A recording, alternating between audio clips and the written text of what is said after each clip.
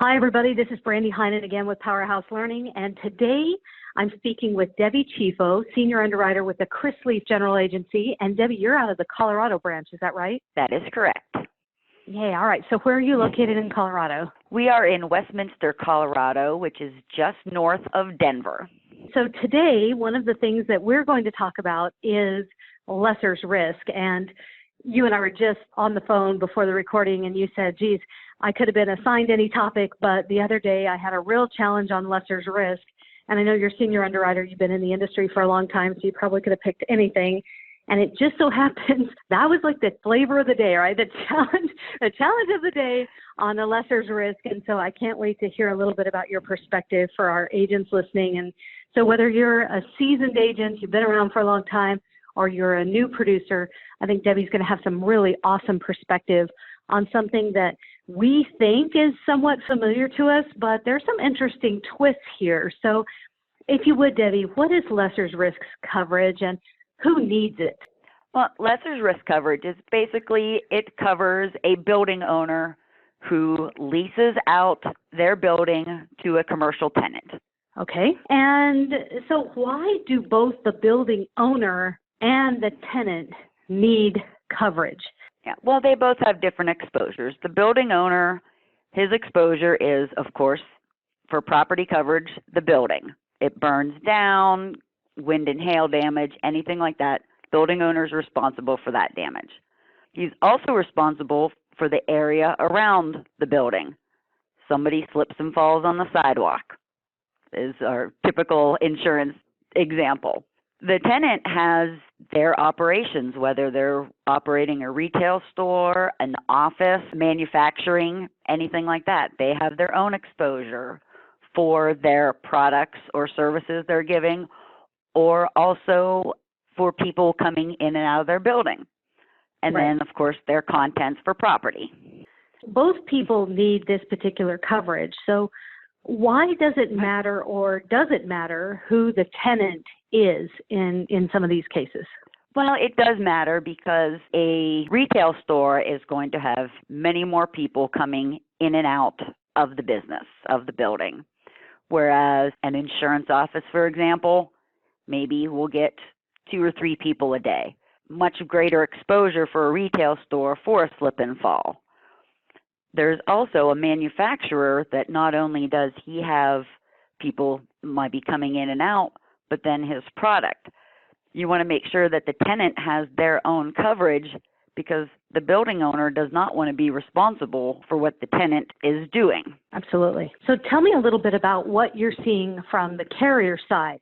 I know that there are a lot of programs out there for different manufacturing, like you say, retail programs. Everybody wants to write restaurants, let's just say, or common, we would call it Main Street business. Where do you see a need and what do you see happening in the market for lesser's risk? Is the market staying steady? Are you seeing more demand from your carriers to restrict some of the underwriting guidelines? For the Main Street type tenants for simple manufacturing, yeah, the carriers, they haven't really changed their perspective on that.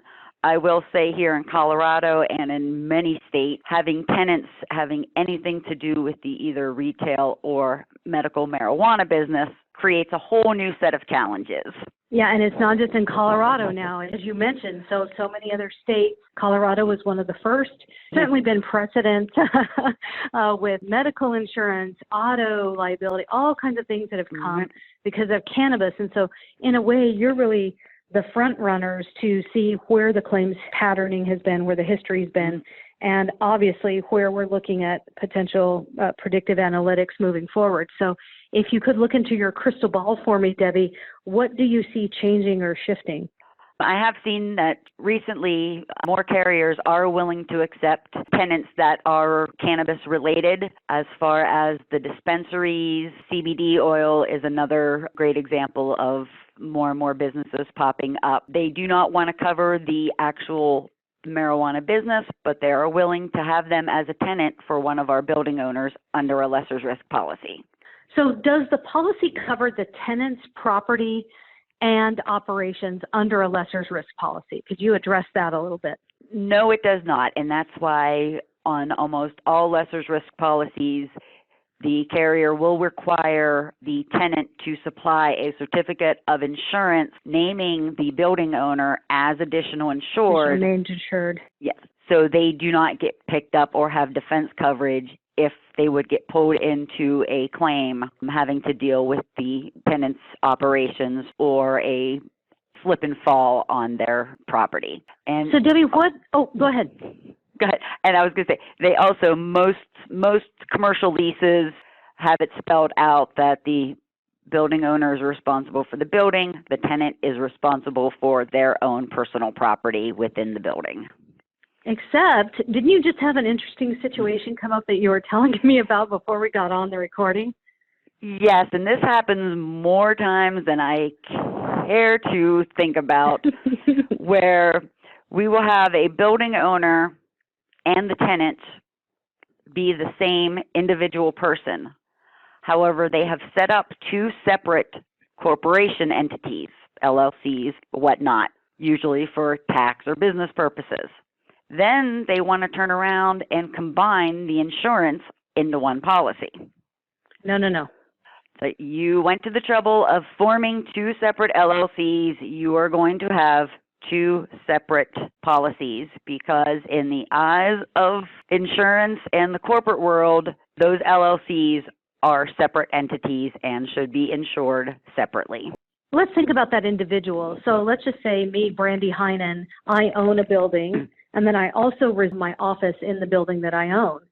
I would naturally want separate insurance policies, and I'll tell you why, because there's a big liability in the event of a lawsuit. So if somebody comes into my office building in that scenario where I am now the tenant and slips and falls, what I want to do is be able to retain the loss, if you will, the claim in that particular corporation where the office is contained in my building. I don't want that to bleed into my assets, right? And so it's really wise. Yeah, go ahead, Debbie. Yeah. I was going to say, that's correct. They usually, the reason why their lawyers and accountants tell them to set up a separate entity for each property that they own and each operation that they have. Insurance just follows through with that and has each company, entity, corporation, what have you, has their own policy to cover their particular exposure. We are advising our insureds. We want to make sure we talk about insulating and isolating those particular exposures to protect our insureds in even a bigger way. And let's think about it this way. If you allow them to combine it, let's just say me, Brandie Heinen, who owns that particular building, decides to purchase another building and wraps that in. Now then that lawsuit can bleed into every other asset that I own under that particular corporation. So it's really, really important to isolate that exposure as much as possible. So Debbie, is there anything else with lesser's risk that you find fascinating, or over all of your years as a senior underwriter that you have found that you'd like to share with anybody, or do you have any advice for any of our agents listening today? The biggest advice is if you have a lesser's risk, you have the building owner come in, please find out what the tenant is, what they do. I've had more people ask me, well, why does it matter? Well, once again, a little insurance office, dynamite manufacturer, a little bit different exposure there. We always give that example, don't we? I know. I love the dynamite. The florist. I have actually had someone, it took me 23 years, but a few months ago, I actually had somebody who was doing dynamite manufacturing. I didn't even know they existed. Well, they still have to exist for probably different kinds of exposures like mining and other things, and demo buildings. Yeah, I just never thought one would come across my desk. Oh, that's so fantastic. It's like, oh, finally, after all these years of using it as a cliche, you finally got one, Debbie. So.